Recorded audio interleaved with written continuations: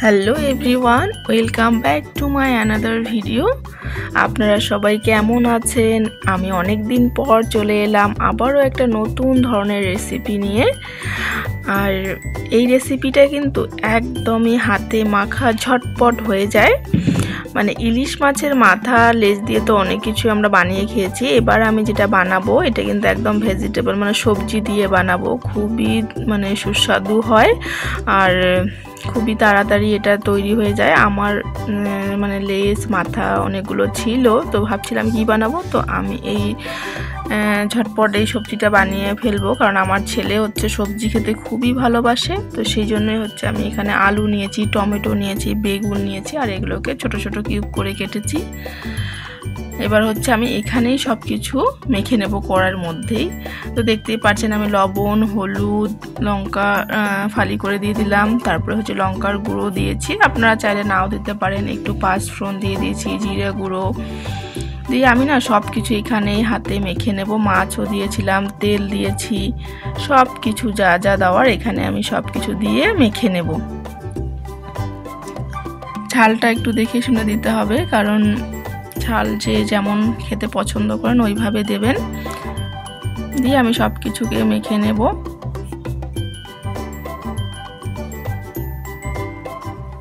সুন্দরভাবে মেখে নেব যাতে মশলাগুলো সুন্দরভাবে ঢুকে যায়। আমি কিন্তু এখানে পেঁয়াজ বাটাও ইউজ করেছি।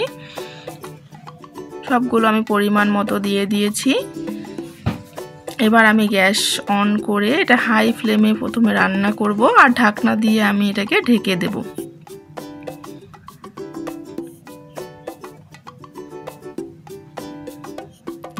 তারপরে আমি ঢাকনা খুলে নেড়ে চেড়ে দেব যেন নিচে লেগে না যায়। আর এখানে না পেঁয়াজ বাটা দেওয়া আছে আর টমেটো আছে, এগুলোর কিন্তু একটা মানে জল বের হয়, আর সেটাতেই কিন্তু অনেকটা রান্না হয়ে যায়। এটা খুবই ভালো লাগে, কারণ আমার ছোট ছেলে তো সে হচ্ছে মাছ খেতে পারে না, ইলিশ মাছটা তো একদমই খেতে পারে না, অনেক কাঁটা থাকে। তো সেই জন্য হচ্ছে আমি এইভাবে রান্না করে দেই, তাহলে ওর সবজি খাওয়া হয়ে যায়। তো এবারও আমি ওই 5-7 মিনিটের মতো রান্না করে নিলাম। ঢাকনা দিয়ে করবেন, তাহলে কিন্তু তাড়াতাড়ি সেদ্ধ হয়ে যাবে। আর এটা না রান্না করতে এত ইজি, মানে এত সহজভাবে হয়, মানে যে কেউ চাইলে রান্না করতে পারবে। মানে সব কিছু মেখে বসিয়ে দিলেন, বাস ঝটপট হয়ে গেল, একদম সময় লাগে না, খুবই তাড়াতাড়ি হয়ে যায় আর খুবই মজাও লাগে।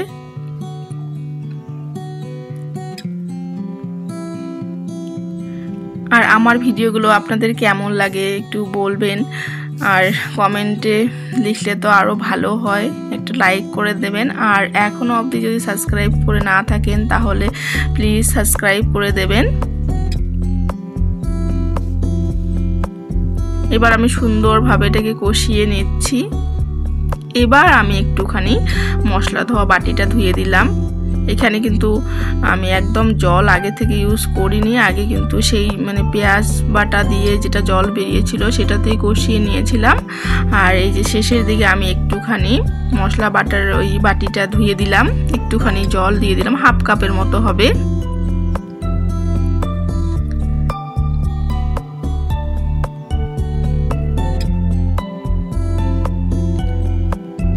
আপনারা যদি চান যে আরও একটু ঝোল ঝোল খাবেন তাহলে আরও একটুখানি দিতে পারেন, কিন্তু অবশ্যই বলবো একটু গরম পানি ইউজ করবেন, তাহলে কিন্তু বেশি ভালো হয়। গরম পানি দিলে না টেস্ট নষ্ট হয় না, আর ঠান্ডা পানি দিলে একটুখানি মানে সেই ঠান্ডা পানিটা ফুটবে তারপর তো হবে, সেই জন্য আমি সবসময় গরম পানি দেওয়ার চেষ্টা করি। আমি দেখতে পেলেন আরও একটুখানি পানি দিয়ে দিলাম, কারণ আমি একটুখানি ঝোল ঝোল রাখবো। আর এটা গরম ভাতের সঙ্গে না সত্যি খুবই ভালো লাগে, খুবই টেস্টি হয়েছে, এত সুন্দর মানে সেন্ট, ইলিশ মাছের যেটা সেন্ট আছে না, এটাতেই কিন্তু সবজি মানে খাওয়া হয়ে যায়, এত ভালো লাগে। আপনারা চাইলে এইভাবে বানাতে পারেন, আর যদি বানিয়ে থাকেন তাহলে প্লিজ একবার কমেন্টে লিখবেন যে কেমন হয়েছে। আর আমি কিন্তু সবসময় এইভাবে ঝটপট বানিয়ে নেই। আর লবণটা কিন্তু স্বাদ মতো দিয়ে দেবেন। আমার এখানে মনে হয়েছিল যে একটুখানি লবণ কম লাগছে, আমি দিয়ে দিলাম। আর একটুখানি উপর থেকে আমি ধনেপাতা গার্নিশিং করে দিয়ে দিচ্ছি। আমার মানে ইলিশ মাছে আমার ধনেপাতা আমি এমনি দেই না, কিন্তু আমি সবজির সঙ্গে যখন রান্না করি তখন একটু দিলে আমার জন্য খুবই ভালো লাগে। তো আপনারা যদি না দিতে চান তো নাও দিতে পারেন, কোনো প্রবলেম নেই। ব্যাস হয়ে গেল। দেখতেই পাচ্ছেন কত সহজেই রান্নাটা করে ফেললাম। আমি কিন্তু ফুল হাই হিটেই রান্না করেছিলাম। এবার আমি নামিয়ে নেব, আর আমি এটা সাদা ভাতের সঙ্গে সার্ভ করব। খুবই আমি লেগেছে, খুবই টেস্টি হয়েছে। তো আবারও দেখা হবে নেক্সট ভিডিওতে। আপনারা ভালো থাকবেন, সুস্থ থাকবেন। টাটা।